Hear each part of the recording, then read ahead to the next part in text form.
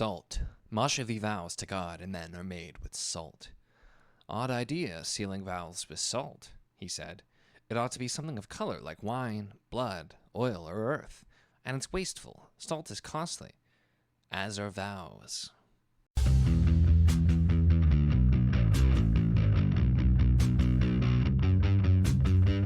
Hello and welcome to my channel. In this video, we're going to be talking about By Blood, by Salt, by J.L. Odom. And this was the fourth and final book in my secretly reading people's favorites video that I did that came out a bit ago. This one was for Tori. And I was really curious to read this one just because I knew it was kind of a slow burn, character-focused military fantasy type of thing, which interesting and as something I was curious on. But for me, it was kind of jumping in and immediately seeing the level of world building, different cultures being explored, and just kind of complexities there that also had me very interested. And this definitely is kind of a slow burn story. And that's a really good description of it too. A slow burn, character focused military fantasy, but with a lot of interesting world building and complexities put in there as well.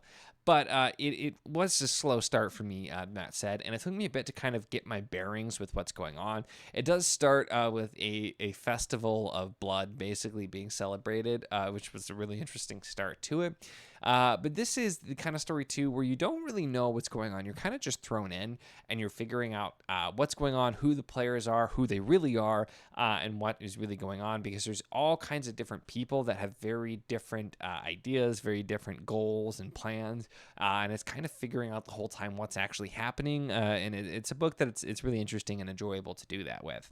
The main character we're following here is Azetla, who is a Moshevi, and they are part of an extremely marginalized group of people who are generally hated by the emperor of the area that he lives in, as well as just many common people. They are also not allowed to carry arms, among other things, and just very much poorly treated.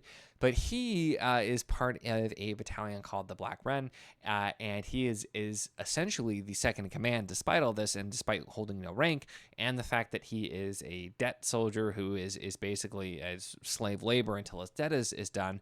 But specifically, the captain of this battalion saw his worth and essentially slowly worked up to be extremely trusted.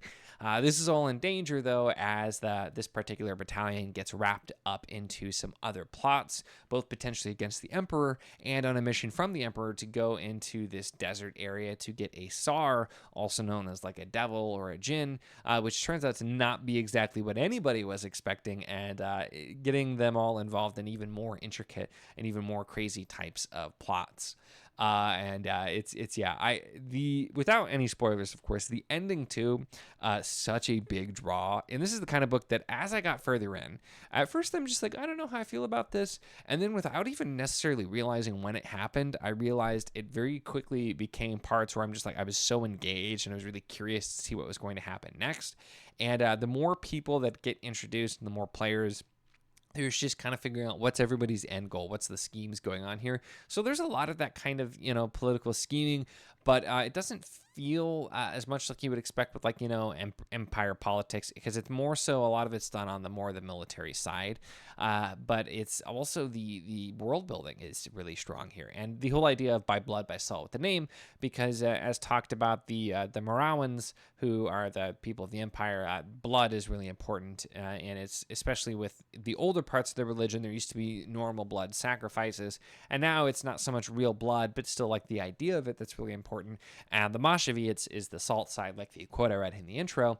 And there was lots of allusions to the idea of blood and salt and the importance thereof, all kind of throughout in different ways that are not always tied in, which I thought was just really, really well crafted.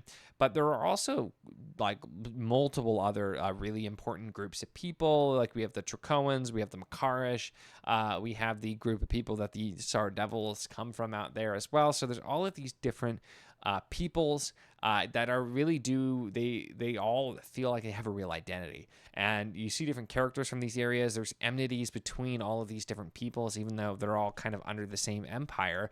And it just makes it feel very real and vibrant, and seeing that type of thing. There are a lot of little details as well about just the different rituals that different people do, the different things, the different way people are. Like there's one culture that's very much indirect, and they like to talk around everything, whereas Azatla, the main character, and Mashavis in general, are very blunt and to the point and that kind of thing. So there's just a lot of thought and care that went into the cultures, the different peoples, and these ideas.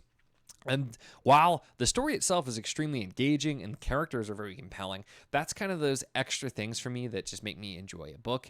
And it really pulled me in and had me curious to see where it's going to go. So while, like I said, this one takes a bit to get going, I think if you stick it out, if you're struggling in the beginning, I never really struggled with this one. I liked it, but I realized, like, oh, I really like this the further I got in. So it does kind of pull you in afterwards, and really big, like I said, really big draw.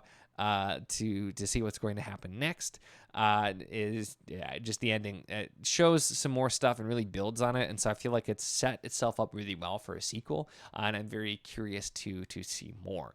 Like I said, the big thing here that just stands out is the world and the peoples in it. There's a lot of care given to, and you don't always get that, especially in fantasy.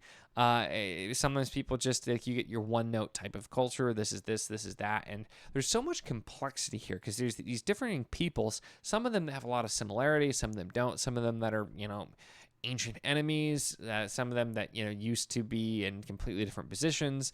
There's different gods, different religions, different ideas, and all kinds of stuff there. And so just the little continuous nuggets we get of that type of stuff, I really enjoy. And also just the sort of scheming and types of things there. If you like military fantasy as well, I think this will work really well.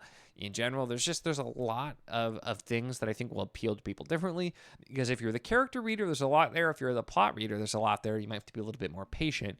And so there's a lot of that stuff. And for the world building type readers like me, there's also a lot for me to latch on to here. So really impressive for this book. I can see why this one is starting to really gain traction. I think I haven't really followed the Spiffbo. I don't remember if this won or did really well, but I'm pretty sure it at least did really well, which makes sense. It's a really strong book, so definitely one that I recommend checking out if any of the stuff that I've talked about sounds good, and I certainly will be looking forward to checking out the sequel, which I'll have to check. I don't remember. I think it is out now, if I recall correctly. I don't know why I never look up these details before, but I will be really curious to check. So I was glad that I got to this one sooner rather than later, because very curious to see where this is going to go. And it was just kind of fun having a different type of feel to the story too, because this is not your typical like Western feeling fantasy. There's a lot of different cultures, different things happening, and it just feels very unique and vibrant and different. And I had a really fun time with it and just immersing in that different type of cultures and peoples as well. And it's just the characters too, is you never fully know. Everybody has their own goals, like I said, so you never fully know who is wanting to do what, who you can trust, who's genuine, who's not. And there's such a wide variety of different characters as well, from the people who are really trying to pull all the strings to the people who are just along for the ride to the people who are being manipulated. And it's not always clear which category individual people fall into as well as you go along. So it's really, really wild ride with this one, and had a lot of fun with it.